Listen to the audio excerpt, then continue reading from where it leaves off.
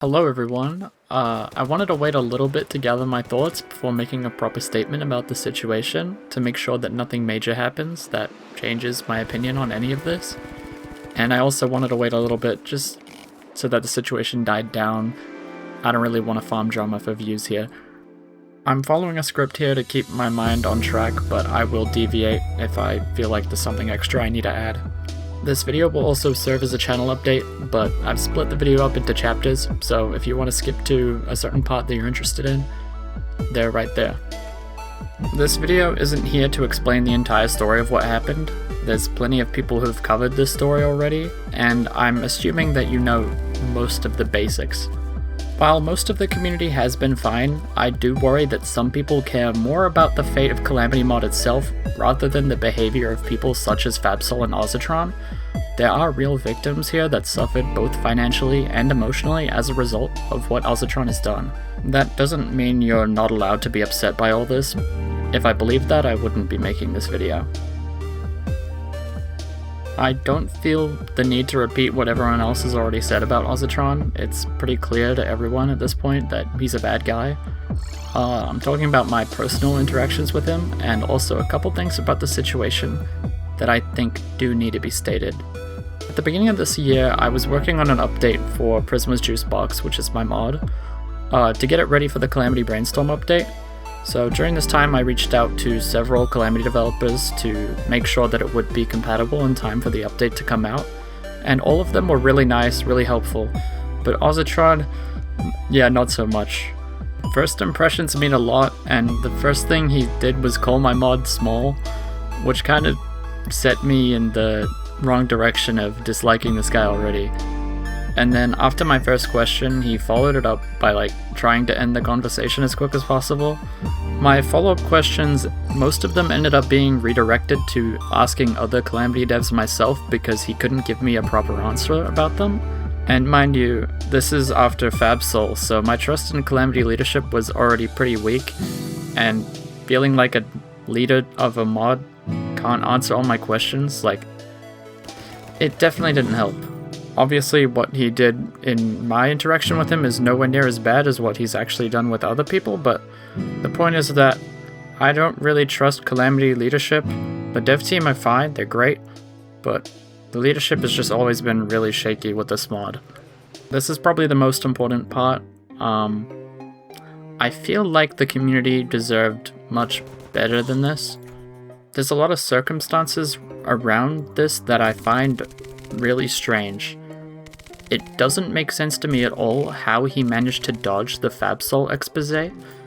We know now from the video that he was partaking in the same activities that fabsol was, and he managed to get his name scrubbed from it.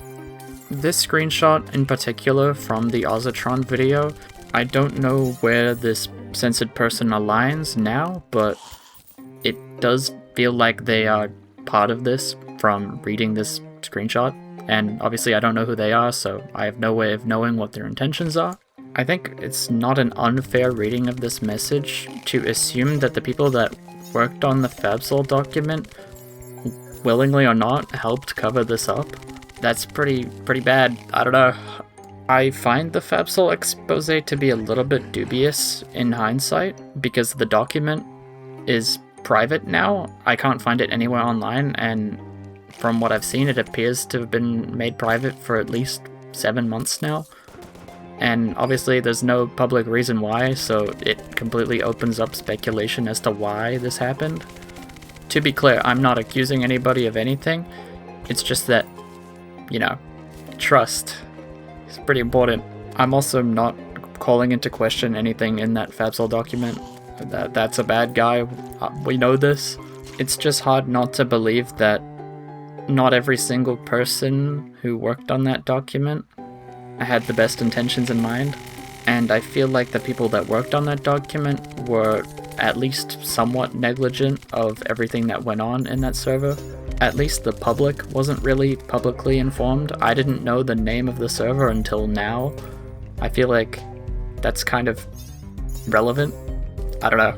I was gonna be harsher, but the person who made the, well, it could be people who made the ozzatron video did post this statement in their readme. which clearly shows that they are aware that the original investigation was not good. But I still think it's weird that the fabsol document is missing now. After fabsol, everything was shifted and blamed on fabsol, but now that we know that there was another person involved in this, I find it impossible to believe that ozzatron was the only one covering stuff up here. But I have no proof of anything, it's just speculation. Chill, guys. Don't sue me. I'm chill. Obviously, I'd like the community as a whole to get a real apology or real explanation or anything for all of this, because we've spent thousands of hours, people have bought merchandise, given their money, spent a billion years making really cool fan art, all this shit, and the second chance that we gave as a community after fabsol was blown, it was just blown apart completely. I don't know. I feel like, yeah. Personally, I want an explanation. If there's a good reason why it can't be public, DM me. No, I'm kidding. Don't do that. I mean, you can if you want, but yeah. That's really my opinion on all of this situation. All of this has definitely changed the way I view Calamity. I had already felt like my view was stained, but now we've tainted it a deeper shade of disappointment. I've spent thousands of hours on this mod, and for a while, being good at this mod was like part of my personality. But now I can't really look at my achievements without like being kind of sad. It's like none of it really means as much now. Calamity is still important to me, and it's important to a lot of people, but I don't know, it just doesn't feel right. Of course, if you want to keep playing Calamity, that's fine. Playing Calamity doesn't mean you endorse any of the actions of any of these horrible, horrible people. But I think it's a good idea for me to take a step back from this mod for a bit and play something else. If you've been keeping up with me outside of the seasonal 2 times a year uploads, you know that I've been dealing with a lot of real life stuff, mental illness. I got university to graduate pretty soon, and also I just kind of lost interest in Terraria, especially Calamity as well. And adding this whole thing into the mix definitely didn't help. It may take a while before you see proper uploads on this channel again, but I have kind of figured out what I want to do going forward. I've always wanted this channel to be more than just a Calamity channel anyway, and this is probably the best time I'll ever get to try something else. I'll still play Calamity in the future, specifically Infernum, because I like Infernum, but you're gonna see other kinds of content here in the future.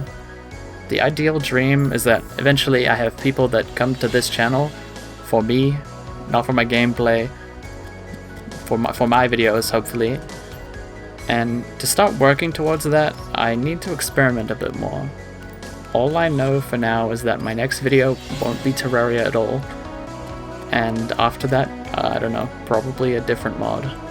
I know I've been inconsistent and making really dumb promises when it comes to when videos are going to come out, so I'm just not going to do that. Hopefully, my future videos can speak for themselves in that regard. But that being said, hopefully nothing crazy happens that needs me to make a follow-up after this.